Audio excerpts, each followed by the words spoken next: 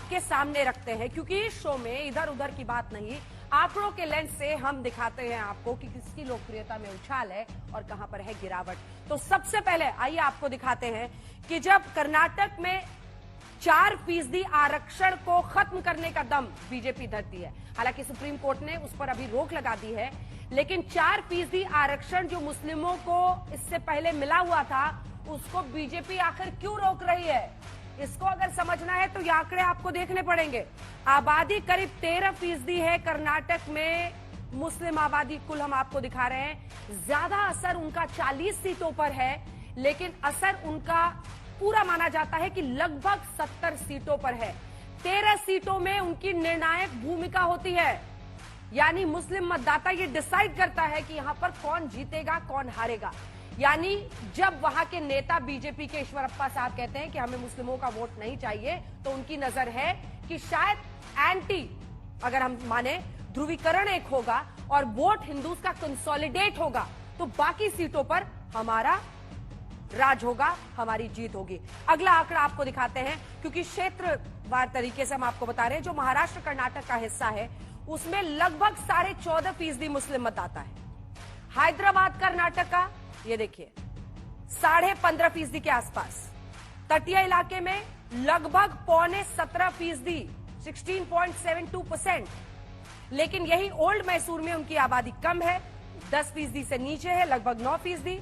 Central Karnataka में 12.5% के आसपास, 13% के आसपास बेंगलुरु सिटी में 12.97, और कुल आबादी उनकी 13% है। और याद रखिए ये 2011 के जनगणना के हिसाब से आंकड़े हैं जो हम आपको दे रहे हैं।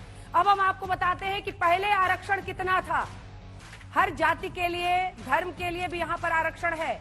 दक्षिण के कई ऐसे राज्य हैं जिसमें आप हैरान रह जाएंगे कि मुस्लिमों के लिए अलग से आरक्षण है, और बीजेपी कहती है कि संविधान के आधार पर, अब धर्म के आधार पर आरक्षण नहीं दे सकते। इन सब पर चर्चा करेंगे, लेकिन अब आंकड़े आपको दिखाते हैं।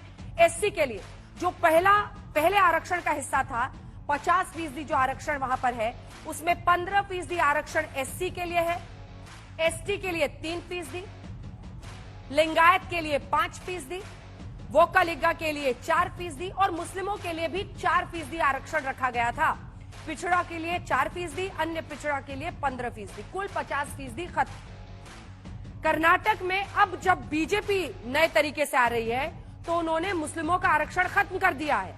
तब आरक्षण का हिसाब किताब क्या हो जाता है? एससी को 17%, एसटी को 7%, लिंगायत को 7%, वोकालिगा का, यानी लिंगायत में देखिए 5% से बढ़ाकर इन्होंने कर दिया 7%, 4% वहां से निकला, वो 2% इन्होंने लिंगायत को दे दिया है और 2% उन्होंने वोकालिगा को दे दिया है। ये देखिए सबसे ज्यादा नजर इसी पे है, क्योंकि बहुत ज्यादा इनका प्रतिशत नहीं होने के बावजूद माना जाता है कि बड़ा असरदार प्रभाव इनका है कर्नाटक में लोगों की सोच पर, और इसीलिए यहां पर 2% बीजेपी ने उनकी तरफ बढ़ा दिया है। वोकालिगा को भी 4 से कर दिया है 6%। मुस्लिमों में दिखा दीजिए क्रॉस, यानी मुस्लिम आरक्षण को खत्म करने का उन्होंने फैसला ले लिया है, जिसका दम भरते हैं। हालांकि आपको बता दें 9 मई तक इस पर कोर्ट से स्टे लग चुका है। पिछड़ा को 4 और अन्य पिछड़ा को 15, जो पहले के हिसाब था।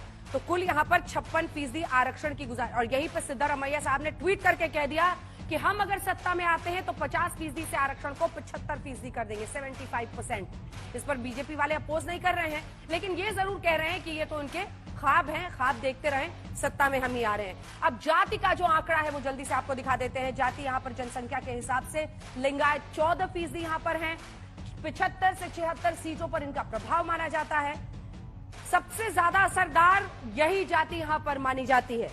वोकालिगा 11% है, 54 सीटों पर इनका असर माना जाता है। कुर्बा 7, और अगर आप ये 76 और 54 को जोड़ लीजिए तो देखिए स्पष्ट बहुमत मिल जाता है। यानी लिंगायत और वोकालिगा माना जाता है कि जिस तरफ इनका झुकाव हो गया उनकी सरकार बन सकती है।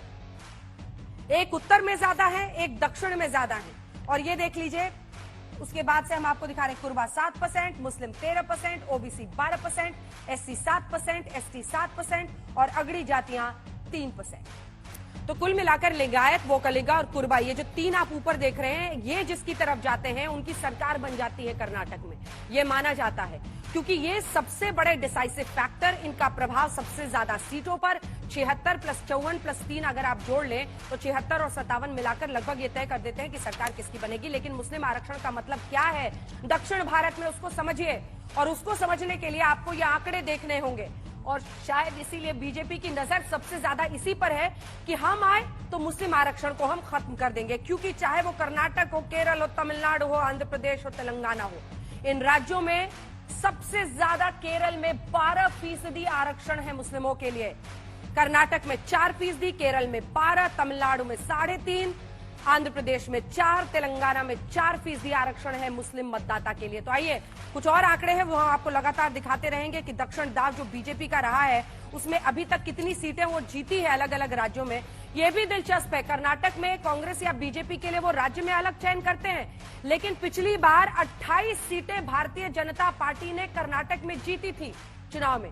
दक्षिण में लोकसभा के नतीजे क्या है उसको आप समझिए। केरल में 20 लोकसभा सीटें, तमिलनाडु में 39 लोकसभा सीटें। बीजेपी का जो दक्षिण दाव है वो चाह रहे हैं कि यहां पर अगर हमने परफॉर्मेंस अपनी अच्छी कर ली 39 सीटों पर तो हम अच्छा कर लेंगे। आंध्र प्रदेश में भी, तेलंगाना में भी उनकी कोशिश है कि हम अपने परफॉर्मेंस को पहले से बेहतर करें।